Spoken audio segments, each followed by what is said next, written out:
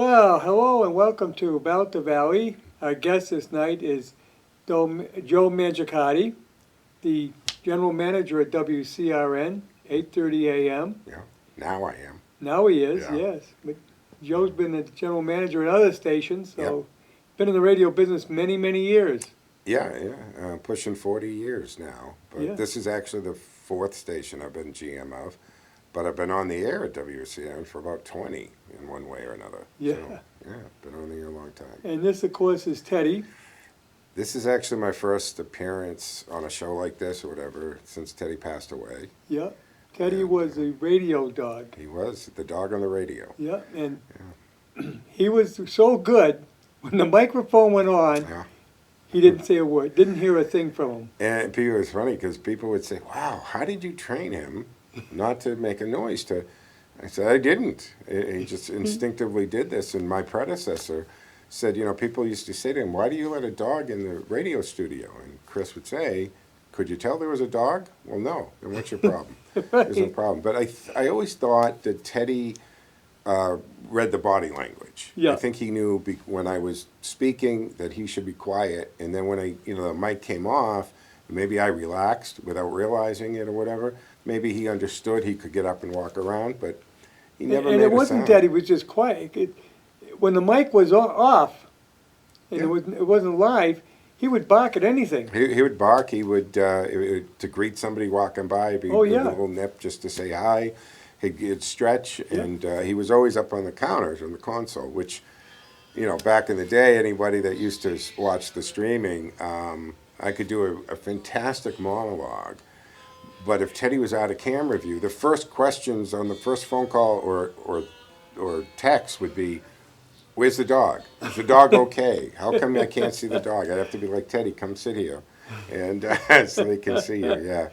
But he passed away, and unfortunately right before Pet Rock, which would have Yes. been his 9th year doing Pet He was Rock. missed at Pet Rock. So we had a little memorial gathering a couple Sundays ago, which was really nice. A lot of people came by and to share memories, and we're going to continue, the Find a Forever Home for Teddy's friend. It was something we started years Yes. ago, where we use his Facebook page to help shelter dogs and cats find homes. So we profile a dog or a cat in a shelter on the air, on the radio, and we put the dog's picture, bio, and the link to the shelter on his Facebook page. So that helps find, and we're not going to do away with that. We'll keep it in memoriam, and we'll continue to do that program. Right. Yeah. Now, you had Teddy because he was a service dog. He was a service dog, which was what allowed him to do everything he did. I mean, this dog didn't know that how dogs live. He had no idea that most dogs are left home all day, and Right. they were home alone for 8 hours or 10 hours, and somebody has to rush home to feed him because he never was left home a day in his life. He went to work with me. He could go grocery shopping. Go into the if you went, I went in the hospital during the time I had him, and he was right in the hospital room with me, and the nurses loved it. Because of his license, he could do anything and go anywhere, and that's what allowed him to be just known by everybody, right, and seen everywhere. I say, So- Teddy got to eat at five-star restaurants. A dog ate at more five-star restaurants than most humans get to in their life. I mean, he used to fly private on Saturday mornings down in Nantucket for lunch with me. So, I mean, how many dogs do that? No, he had a very good life, and people reminded me of that. That was very sweet. A lot of people said it was a lot shorter. I thought he was going to live another 5 or 6 years easily. He was only 10 and a half, and they think he had a stroke, but people reminded me. They said, don't forget, he had a really good life, and you treated him really well, and he had a good life. So he did travel a lot. He's was on planes. He's gone to Broadway and the Wang Center, and he's seen plays and movies. So He he's has a had much better life than 90% of the a lot of dogs. people wish he had his social life. I get it, yeah. They probably do. Yeah. But he'll be greatly missed. That's him just after he got groomed one day. And I had them take his mane, because he had, as you remember, he had this Oh, huge huge, lion's yes. mane. He looked like a little lion. And I said, it was coming into the summer, I said, hey, take it down a little bit, just so he's a little cooler and stuff. So normally his hair was like, It just made like him a look lion. more like a Pomeranian, right? Yeah, yeah, he was a long-haired, apple-head Chihuahua, which Chihuahuas have 3 types of heads, so a lot of people don't realize that. Right.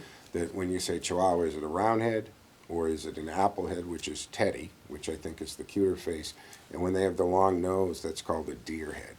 So there's apple head, round head, and deer head Chihuahua. Okay. Yeah. But Well, he'll be greatly missed. I want to talk to you about, too, was a phone call I got. Joe's a licensed private investigator Yeah. in Massachusetts. Yeah, second generation agency was started by my dad, and it's continued under my license, and next generation of PI, yeah. Well, a woman called me about a man was standing on the sidewalk near Unibank in Whitensville and taping people at the ATM. Oh, okay. And they called the police. The police came and he told the police, basically, you can't do anything to me. No. I'm Yeah. assuming, I'm guessing that this might be what they call a First Amendment auditor. And this is actually a thing now out there that people, some are individuals and others are actually groups, organizations, and they do these First Amendment audits. And they study or they get a course, and not just the Constitution and the First Amendment, but also all the court cases relevant to it. And then they go out, and their whole thing is to videotape it and to get a police officer called and come down. And usually that police officer may not, say, hey, you got to leave, because they'll pick places, Harry. You're sitting in front of a bank. They Right. usually pick bank or like the IRS or some other, government agency or something like that. But they're very careful about staying on the public sidewalk. They literally will go check the property line before they go down, and they stay on public way, and you have no expectation of privacy in a public way, right? So you don't need releases or anything like that. And they want to be challenged. And they want a police officer to come, and sometimes they got to go up to the sergeant, lieutenant, maybe captain, before somebody in the chain of command says, actually, they're not breaking a law and there's nothing we can do about it. And the other part they'll pull is when they ask for the ID, they'll say, no, I don't have to give it to you. And you don't have to give your ID to the police if you haven't committed a crime or suspected of a crime. So that's another thing, Yeah, so I'm suspecting that that's probably what that person is. No, as a private detective, you I would say, followed people, Sure. checked them out. Yeah, things yeah, like- surveillance. Yes, did surveillance. You have to be licensed to do that, right? Yes, you do. Not only do you have to be licensed to do that, because if you're not licensed and you don't have a client, that's kind of called stalking. So Right. you got to do that. And the court understands that. And not only do you have to be licensed, but just because you're a PI doesn't mean you can arbitrarily follow somebody too. I mean, you need to have a client. You got to have a reason for it, Right. and do it. And there's a lot of things that are going to travel through the court eventually, like GPS now, trackers. That's a Yes. big issue in the industry. I'm also on the board of directors of the Licensed Private Detectives Association, the LPDAM. Oh. And this is something, we're trying to get a few bills through the House and, through the state legislature. But one of the things that we actually don't want to challenge right now is GPS and trackers, because it's not in the law. A lot of times technology is so far further ahead than law is. The laws don't catch up to technology as fast, right? And there was a case in the South Shore where a boyfriend, bad breakup, and he threw one of these trackers onto his ex-girlfriend's car. And then he got busted about this. And they found the tracker, and they were able to run the serial number. The company that provided to him gave the information up right away. And then, so they charged him with the appropriate crimes. In his first defense, he says, well, I'm a private investigator. And he thought that would knock it off. But it turns out he's not a private investigator. He's never been licensed, never worked for one. He just figured he'd say that. Maybe he thought, Right. I don't know if this guy thought anybody can be a PI, you just decide you're a PI. No.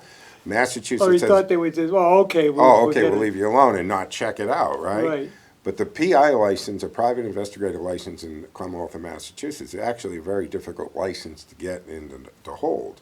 Unlike other licenses that you just renew on a regular basis and you pay your fee, we're actually investigated by a state police and detective every year. We got to apply for a license, get bonded, and then you have to go through an investigation. And they turn your life upside down. So it's not an easy license to get or an easy license to maintain. And one of the you're promise. really restricted by a lot of laws too, right? Well, yeah. Well, let me finish on the GP thing because GPS Yeah. thing is because when it got to court and he tried and he said this and the judge heard all this and he said, "But you're not a PI." The way the judge left it was, if you were an actual PI, that would have been fine. And so, of course, we looked at that because once that's in a court record, that's Yeah. now a precedent. The Right, judge acknowledging that, well, you could do that if you were a private investigator. But here's the thing on that. If you're placing a GPS on a vehicle, you better make sure that the client owns the vehicle. You can't go putting it on a vehicle that isn't owned by your client, right? right. And you can't go put it on in private property. You got to put it on when it's on a public way because that's trespassing. You got to break a law to do that. So there's all these things you got to deal with. But so far, courts have kind of said, hey, putting a tracker on somebody's car, there's really no difference between that and actually following them around. What's the difference? So far it's been by court, but it hasn't been addressed legislatively yet. Right. But, well, of course, if you're not a PI and you put it on the car, then you're a stalker. Yeah, probably. Maybe a best case scenario, you're a stalker. Yeah. You know, you could be worse, but yeah. Right. But it's also up to, remember, there's also a certain amount of responsibility on a private investigator when a client comes. What is their motivation? Right. You've got to ask yourself sometimes, why do you want to follow this person? Why do you want this? You don't want, and there was a case out of California, that PIs were used for stalkers, hired a PI to find the person, and you know what I'm saying? So you've got to be aware of the conditions on what you're doing that work or what being requested to do, right? Right. Do you want to take them as a client? Do you want to report them as suspicious to the authorities? So, you know, is okay, this is a divorce case. I get it, that happens all the time.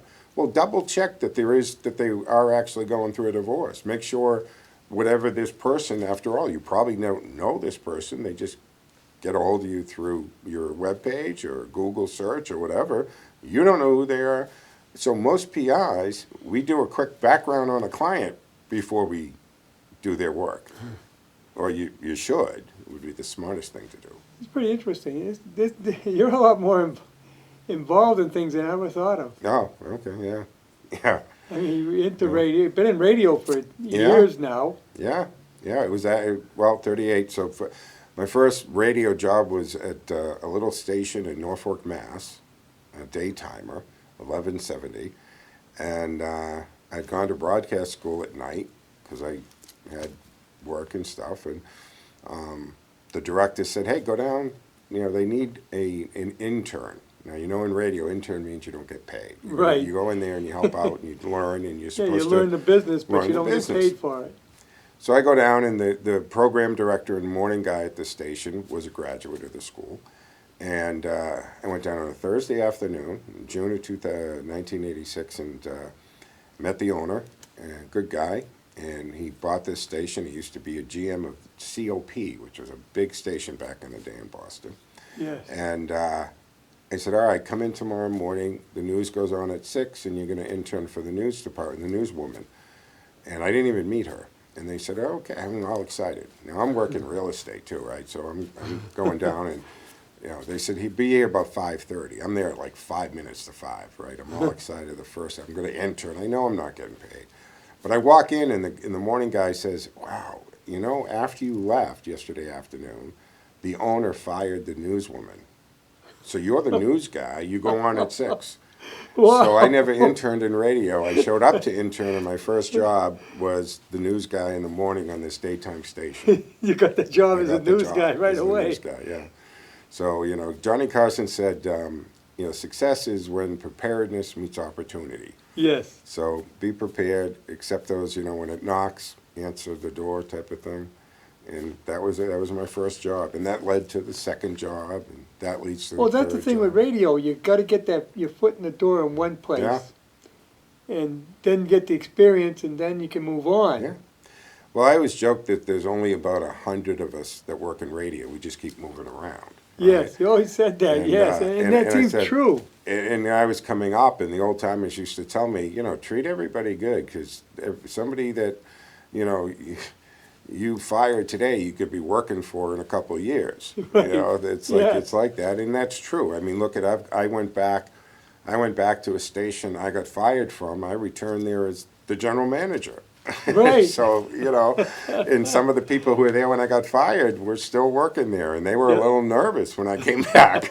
So, you don't know. But yeah, you've been in a number of stations. You worked Yeah. at some big stations in Yeah. Boston. Yeah, sure. RKO, that's a Yeah. powerhouse, sure. And on RKO, EEI, when it was all news.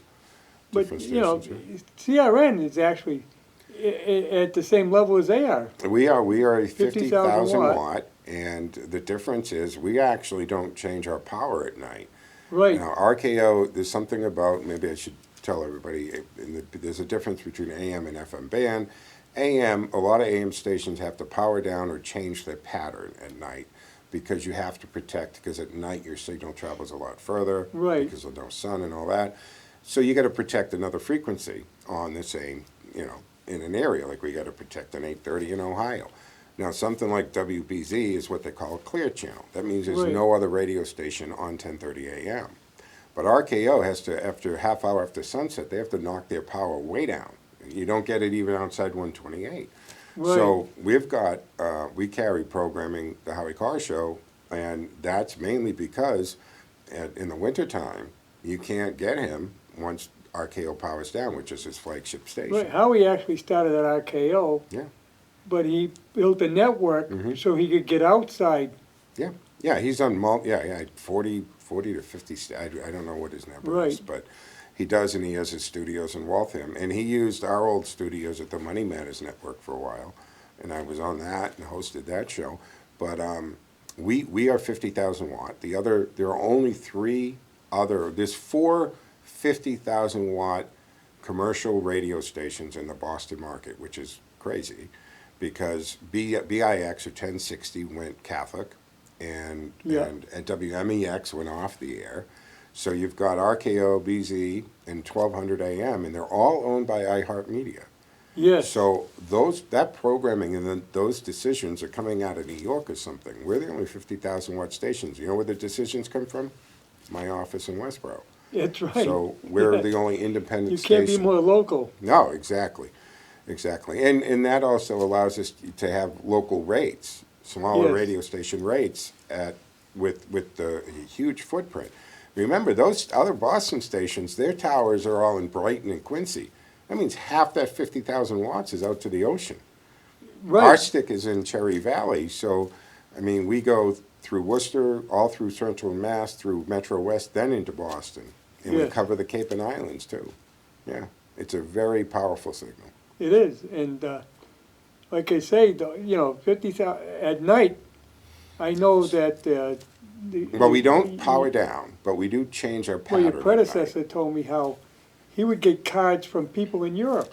I can pull you up on Facebook for the radio station. I got a message last night from a guy this was Nova Scotia. I got another one from a guy in St. Edward's Island. I got people from London even, because it skips.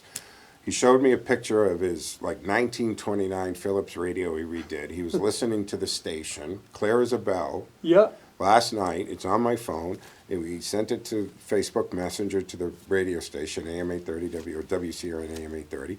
And he just said, hey, I want to let you know you guys are coming in loud and clear. I'm listening to this on this old great sounding AM radio. So that happens. And what happens is we don't power down.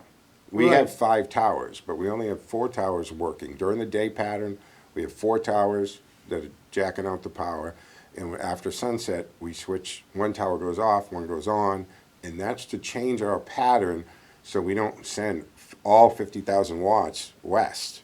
Right. Because we will bleed out other stations. We'll just kind of blow over them. So at nighttime, if you're in Ohio listening to the local 8:30 a.m., all of a sudden you're listening to us. So we change our pattern and we throw most of our energy east and southeast.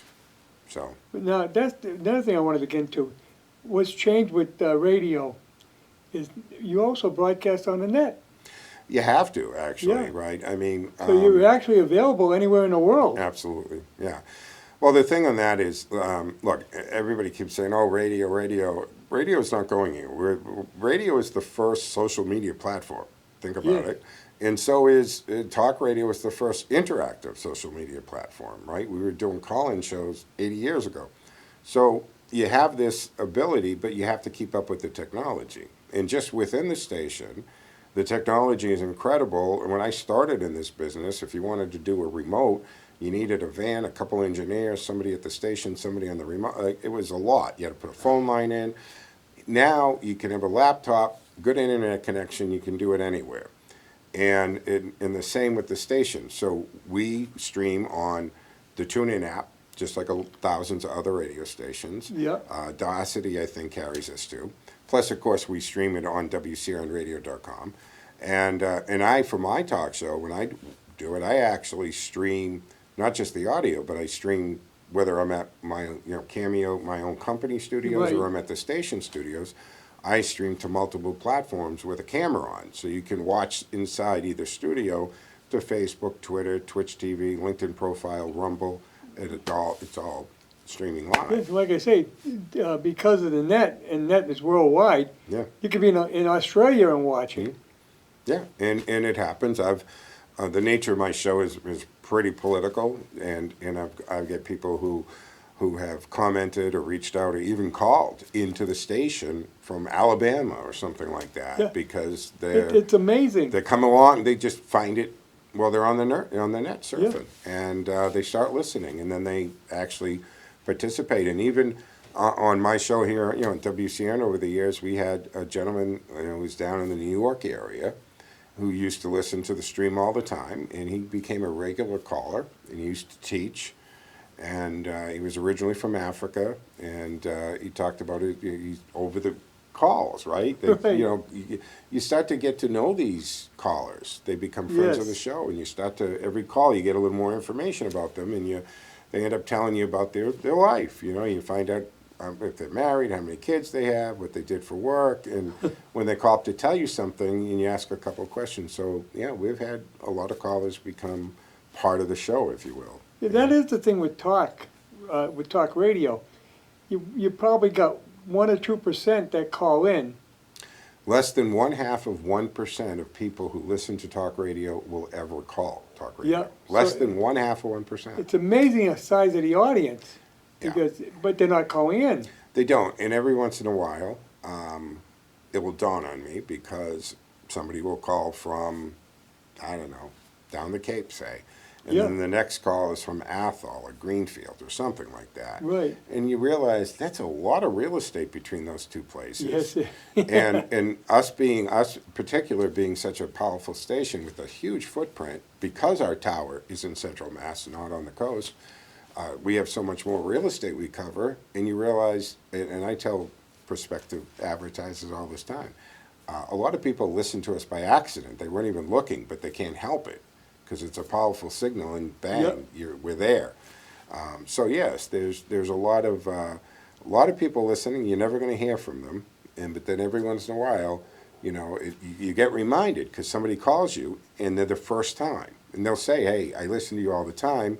I've never called you before," and those are usually fantastic calls, right? Because they listen, and when you do talk radio or specifically when you do political type talk, most of your listeners are very up on politics. Yes. They're very much aware. They're looking at the same things that we look at, meaning the different shows, the different articles, the online stuff. So they're usually bringing something to the table, and we love those calls.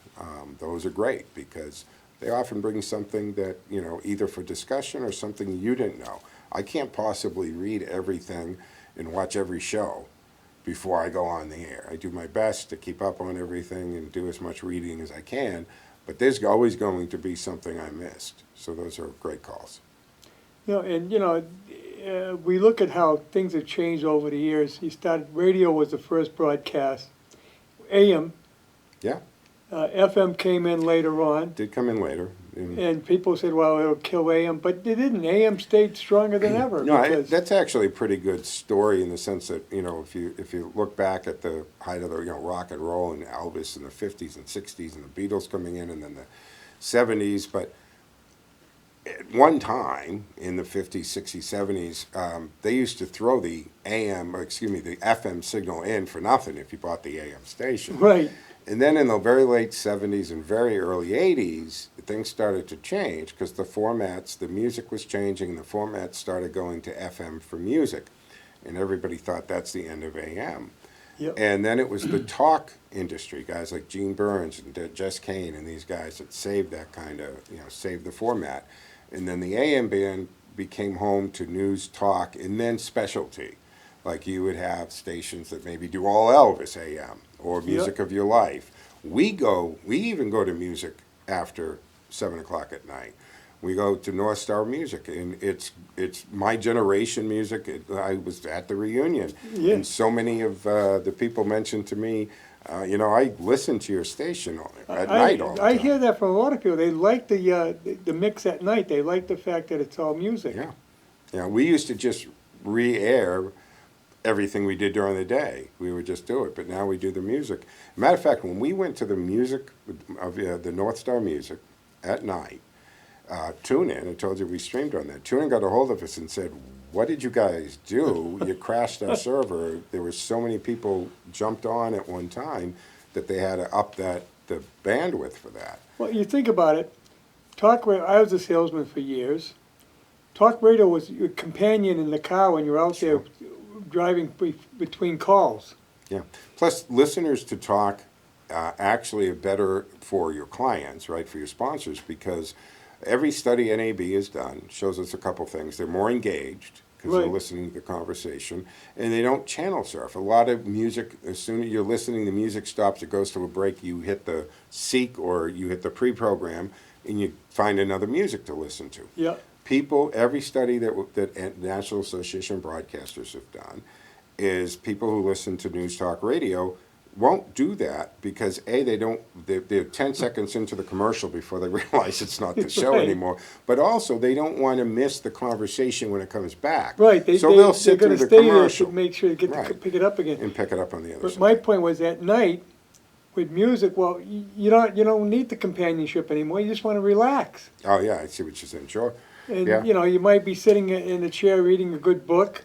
No, I will listen to music but if it's late and I'm tired, I always go back to the talk because I want to make sure I stay awake. The music could get me sleepy if I'm listening to it. But if I'm tired, it's very late. Even if I have to switch over to streaming and find somebody I enjoy listening to, to keep you awake. Again, your mind's engaged in the conversation, so I think it keeps you awake. But hey, everybody has their preference. Right, but I say AM managed to get through the FM thing that picked up, but now there's the move to get rid of the AM band. Yeah, and that's what I wanted to get into with you. Yeah. We wanted this. Well, car manufacturers wanted to take it off the radios. Now, I always wonder why. What's the motivation for things? Yes, I say always follow the money and all that, but I'm trying to figure this one out. And I don't know if that's a cost thing for them, but remember the emergency broadcast system was actually based on the AM band originally anyway, so that's going to be a problem. It still is. And it still is. So why would you want to do that? But there are some products, some manufacturers are making stereos, systems for your home, and they're only putting the FM on it. Right. But we're getting more and more people who just listen through the streaming app more so than the terrestrial signal. Well, that's the other thing. I've got an Alexis, and it's very easy. Alexis, play WCRN. Sure, you can do that, by the way. Yeah, and it comes in nice and clear, and Yeah. and you don't miss a beat. Yeah. I mean, AM is still AM. You're still going to have, sometimes it'll get spotty under bridges or in between buildings in the city, and Right. that kind of, it's just the nature of the signal. And I will even go to the streaming, in my car, even though I've got it on the radio. But the other advantage sometimes is if I'm streaming it to the phone, when I stop to go into an appointment or whatever, I pick up my phone and the Bluetooth shuts off and it just streams on the device. And when I get back in the car, the Bluetooth picks it back up again. So I don't really miss anything. Well, you're talking about satellite radio. It drops off every now and then if you go by a certain type of building or a high sky. Again, that's a line of sight still. Right. That's the thing. And the difference And between... that's same with FM. Yeah, FM is line of sight. AM is called a single sideband. It works a little different. With your FM signals, you want your tower as high as you possibly can put it, because that signal will just travel until it runs out of juice. Yeah. The difference between a 10,000 watt station, a 25,000 watt station, it will just go until it either runs out of power or it hits a building or a mountain and it stops. Yes. AM will radiate out from the ground, which is why you want your antennas on the ground, loaded in the ground, and if you can do it, moisture. Like the old GTR, right? Yeah, they were in the middle of a swamp, weren't They they? were in the middle of a swamp. You had to walk on planks to get out to the transmitter building, and that was great because the water, the moisture is a grounding and a conductor, right? And it will boost that out, which is why AM actually travels further and sounds better on a rainy day or misty day. It helps you. Right. On a clear sunny day, it actually is not great for the signal. So you have those characteristics, plus it will go up and bounce, right? And that's called a skip. So you might have, a station will go 40, 50 miles, clears a bell, you start to lose it. But now when you've gone 120 miles, you're driving to Ohio or something, all of a sudden the station's coming back in because you're getting the bounce off the atmosphere, Yep. right? So it's skipping, and that's called skipping, which is how we actually get like emails from people in Lithuania, stuff like that. Oh. I've gotten emails. There was a woman and her son used to listen to me when I was on the weekend all the time, and I sent them shirts and hats and stuff because they looked me up from listening to it and found an email and sent me an email to say, hey, we listen to you every Saturday and Sunday, this kind of thing. And I said, oh, that's great. And I sent them some station, jazz, the stuff Yeah. you have. Yeah. The shirts and the cats. It's amazing, And all though. I that. mean, people that are way out, like people in Europe pick Yeah. up the station. Yeah, essentially. Like I said, it was just last night and one day last week, a guy from Nova Scotia, a guy from St. Edward's Island or something. And they usually, it's great because when they tell you they're listening, they always take a picture of the radio they're listening on, and they send you the picture with the message, which is kind of cool. But, I like the old, my office at the station, I have an Yeah. antique radio in there, and got a couple at home, and they're cool, Yep. to have. And they did some cool stuff back in the day when they would put the radio, and then when the TVs came out, and they'd build a TV into it, and maybe the turntable could slide out back in the Yes. day. But My yeah, parents had one with the turntable built in. yeah. But when I was a kid, back when I was a teenager, I had one of the old consoles. Yeah, we had that And when I was I a used kid, to like so to, at night, sit there and just go up and down the dial and see what you pick up. yeah, because you could get other stuff. True, yeah. Oh, I picked up a lot of New York stations.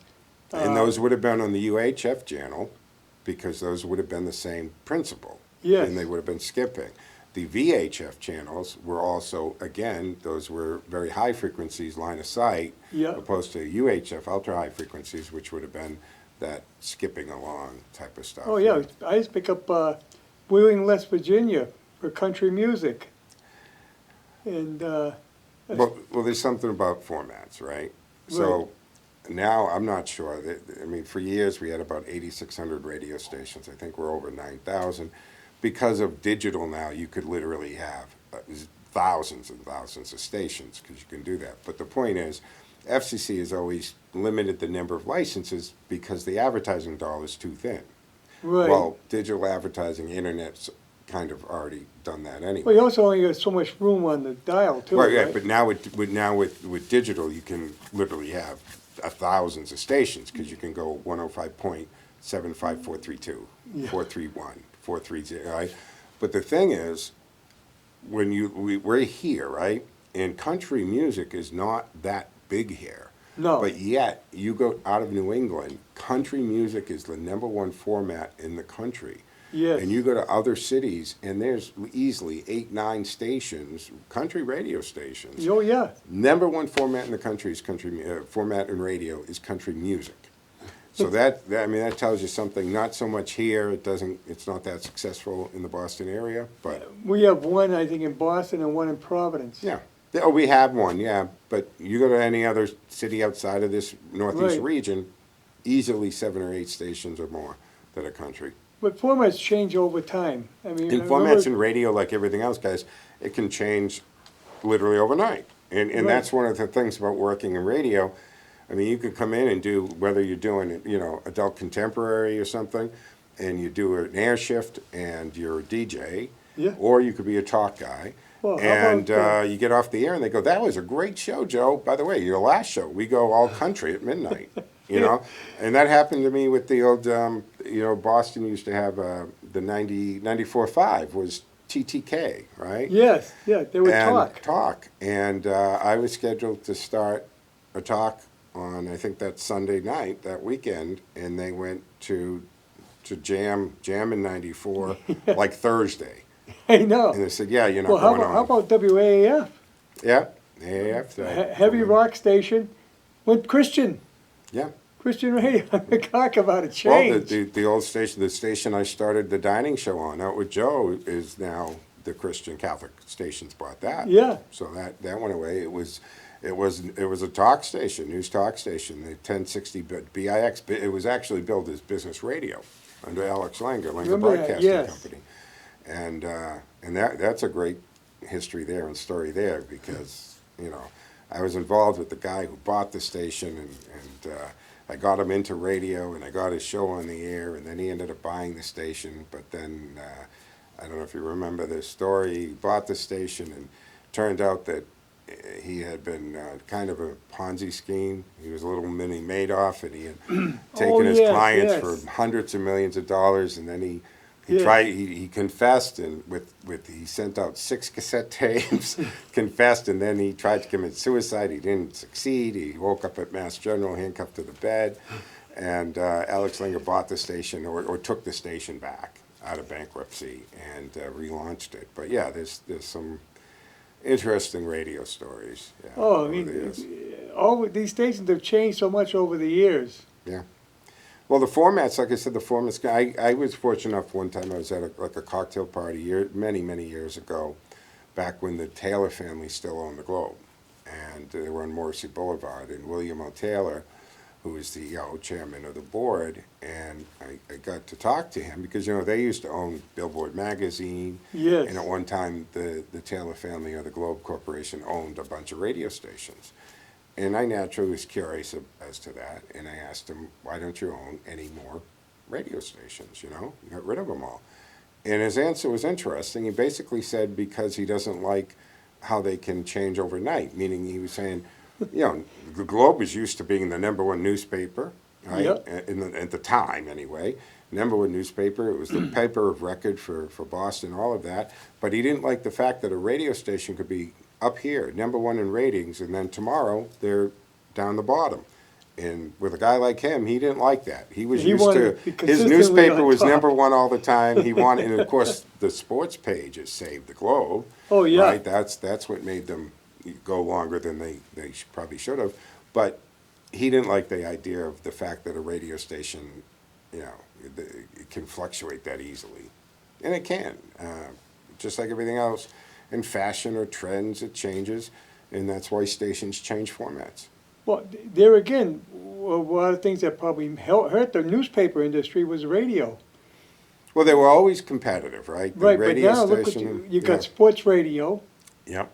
which Yep. killed the board. The Globe was #1 sports. Yep. If you wanted to know what was going on, you went to the Globe. You did. Now you got sports radio. You don't need the Globe. Yeah. And the thing that is now out there too is because with the internet, that has anybody can basically now podcasts are huge. Look at the difference that the podcast industry, the genre of podcast That's has played changing it. Yes. in the presidential campaign this year. Yes. You've got Donald Trump going on #1 podcast, Joe Rogan, right? Yep. 17 million on this, 24 million on that, $100 million contract. You got Kamala Harris going on Call Her Daddy, which honestly I never even heard of this until she went on it. Either. But the point is, they've been using the alternative methods, and it's kind of been signaling to the traditional mainstream media, you're not that important anymore. Right. You aren't the record.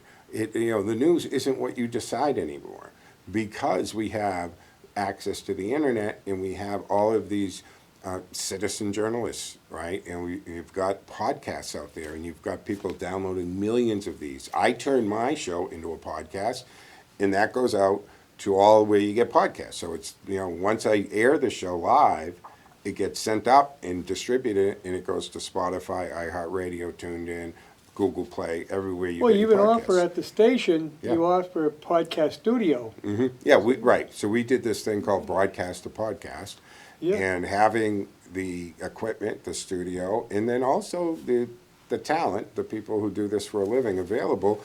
So people who they don't want to, they can't do the investment and the time and stuff into a radio show, because you can decide I do a podcast once a month, every Right. 2 weeks, whatever you want. And whenever you want to do it. And whenever you want to do it, you can do it.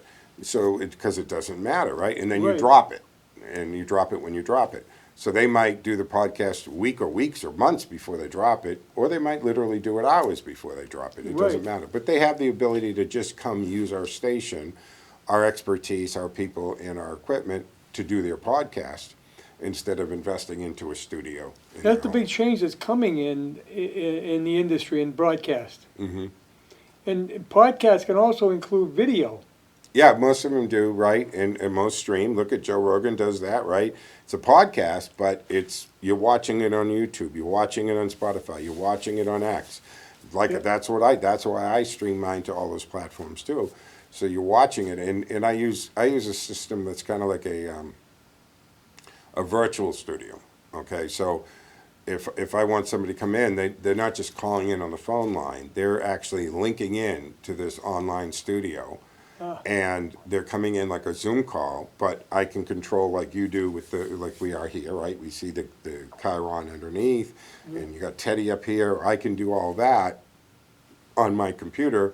So if I have a guest, it doesn't matter where they are in the world. They're on with me. So Yeah. two little boxes, and we can look at each Using other. the net. And Yeah. we're using the net, and that's it. And when I broadcast from my own company studio, that's how I'm getting to the station. The signal's going down something called Lucy Global is what we use for that. It's like a wormhole in the internet that connects the station. So majority of our hosts on WCRN actually are coming from their home studios or some other studio. They don't have to physically come to the Yeah, station. we have a number of hosts that are doing Absolutely. their broadcasts A small percentage on of them actually WCRN. come in. Yeah, live show right on WCRN, but they're doing it from their house. Yeah. I go in my office first thing in the morning, and some days there isn't a live person in the studio till 1 o'clock. Right. But although most days we do have Jerry Doherty, who does a Making Money Last retirement show at 11 every day, so he's in. But the whole morning show's coming from a different studio. Right? Right. Hank is doing it from a diner over in Worcester by the Paw Sox. Yeah, I know, you're right. So it's all different. Yeah. But we Well, just a even my- fraction of our hosts are actually physically come to the station. I email my show in, Yeah, you send that in as and a then file. Gary puts it together, Yeah, and it broadcasts on Fridays at 10 o'clock. yeah, and that's our 10 o'clock slot. So that's another morning and usually that's a replay for Jerry. So sometimes I don't see somebody come in to go in the studio till 1 o'clock when the Carr brothers come in. Right. So yeah, Yeah. it happens. Yeah, Our newest show, the Yeah. Carr Brothers, yeah. Mike and Mar Harger. Yeah, here. Harborough, from right here in, 2 locations they got, right? they got Whitensville? Webster and Whitensville. Whitensville and Webster. Yeah. Yep. So and they're doing a great job. Those guys Oh, are they're, great. they're phenomenal. And I told you, when I saw them on All About the Valley, the radio show, and we were done with that, I asked them, I said, why aren't you guys on a show? I mean, because they have They that were brother great. chemistry. Yeah. And I was watching them when they had them on All About the Valley, and you can see them looking at each other, almost knowing, all right, now shut up. It's my turn to talk without Right. saying a word. And I was like, these guys would be great on the radio.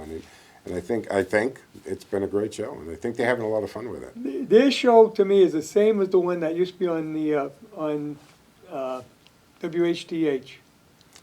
Oh, the car guy there. Was it yeah. the car guy? Is Yeah, that what he car went by? guys. Yeah, yeah. No, I mean, look, they're third generation company, right? I mean, Yeah. so like I said to them, it's in their DNA. This is what they grew up in. The car is not just selling, but the service.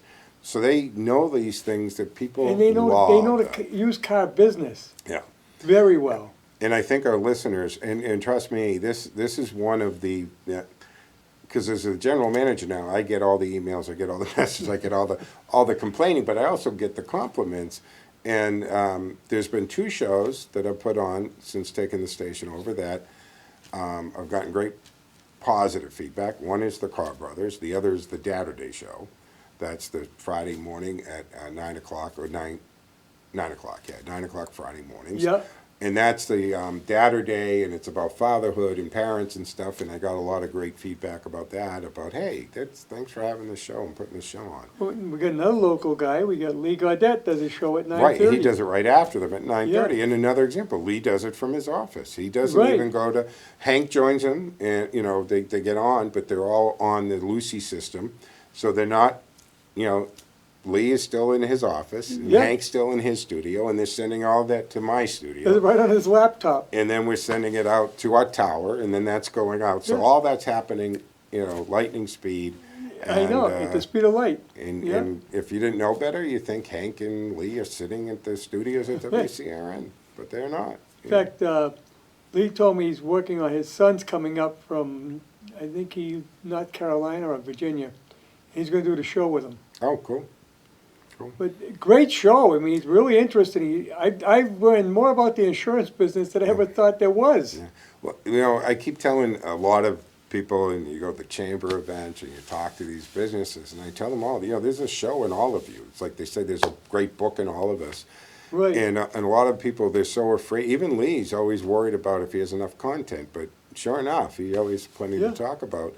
And everybody, if that's your business and you have 20, 30 years, 40 years in this business, you're an expert. I mean, you don't even have to be 20 years. You can be a few years in a business and you could be considered an expert. And you have this knowledge and information that you forget that not everybody has that, but you do. And Right. people are very interested in hearing that and sharing this. And so whether it's Lee with the insurance, the brothers with the car show, because everybody loves to get car advice, right? Oh, yeah. Well, what's the most important, next to your house, the most There you expensive go. thing you own is a car. Exactly. And that's why we've got great real estate shows and financial shows, the dining show. I mean, Russ if you go Swallow. to a cocktail party, right? Russ Swallow. There you go, another guy with He just changed his time now. He's gone to 10. 10 o'clock on And- Wednesdays. Yeah, and that kind of cleared the path. So now I'm on weekday afternoons at Yeah. 1, and he used to be on Wednesdays at 1. He went to 10, and we did some. Good. I think it's a good slot for him. It is a good slot because I think, and he even changed the name, right? Yes. He used to be Medicare Advisor or something. The Medicare now Advisor. Now it's Senior Resources. Yeah, And he 'cause he's did that broadened because it. that's what he's mostly Yeah. doing. He has a lot of great guests Yeah. that talk to seniors about situations that you have when you get older. So it's Senior Resources, and he's not just doing the Medicare stuff that you need to know, but he's having guests about all the different things you're going to deal Right. with as a senior or when you're approaching retirement, not just your medical coverage, but health and finance and all that. And he does a wonderful job with In that. fact, he sends a guest to me. I have him on this show. Good, yeah. Next week we have one coming in that he just had on, Micah Silva, Mm-hmm. who knows a lot about, I'm forgetting what they're called now, Alzheimer's. Okay. We're giving you an example of it. You are. Yeah, you just had a senior moment. I have him all the time lately. And, yeah. Yeah. But that's a great show to listen to, and you get a lot of great information. Yeah. And I also, when I asked him to go there, part of it was I thought that it was a better time for him, and I thought he'd have more of the demographic that would apply to would probably be at 10 in the morning. And I think he's going to love that time slot. Well, a lot of seniors, they're having their coffee around that time, and they're But, yeah, listening to the radio. They've been up for 5 hours at least Right. already. So, yeah, so that's good. But you have your second cup of coffee. You're sitting around the house with the wife on the deck or. A lot of the guys that are just a little older than me, they have a local coffee shop, right? Yes. Either it's a certain Dunkin' Donuts. Sometimes I've stopped and I look, and there'll be 5 to 8 guys that clearly are retired, and I'm like, okay, so this is their right here. they it's do McDonald's. every day, and then you find this other one, or McDonald's, yeah. So I think a lot of guys and women in retirement they find that, and that Yes. becomes, and I'm sure their wives are like, good idea, get out of the house, yeah, go do something. Yeah. But they're running their errands too around 10 Yeah. o'clock, so Yeah. they're on the car. In the car, and that's it. And a big part of our listenership for the station is in cars. Right, Naturally. because it's the one place you can't watch TV in the car, Yeah. but you can listen to the Although radio. I kind of do sometimes. I stream something on my phone if I'm interested in it. I shouldn't say that. But the other thing is what we've done at CRN is we've created this called Replay Link, and this is done instantly. It's done by the computer. Yes, As soon I as wanted the to get into show that. ends, what our system does is it takes it's recording it while you're live on the air. As soon as it ends, it clips that, and then it loads it up into a page, a replay link on that host and the time.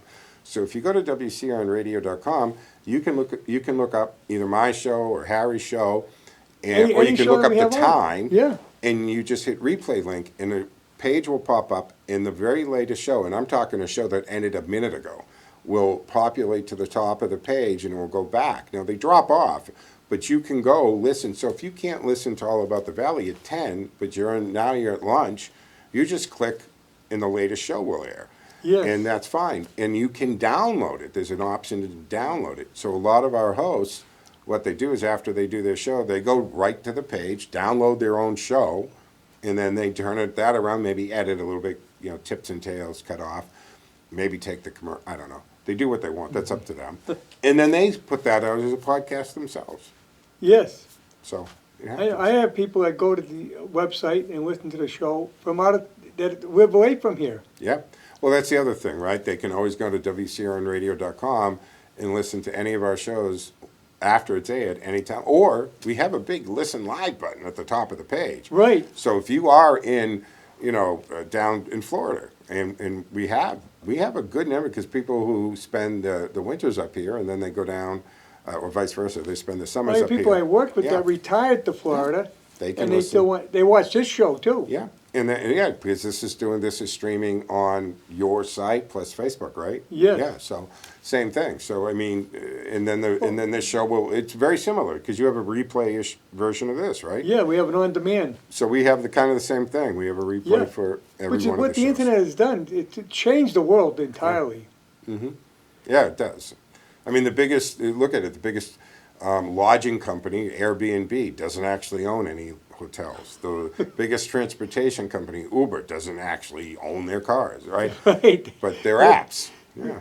Right. I mean, all employees are part-timers. Well, that's a question, by the way, right? So we got that question coming up in Massachusetts Yes. on the ballot question about unionizing Uber and giving them the whole minimum wage stuff. But their average, and I reviewed this on Mike Wade's show, I've reviewed it on my show.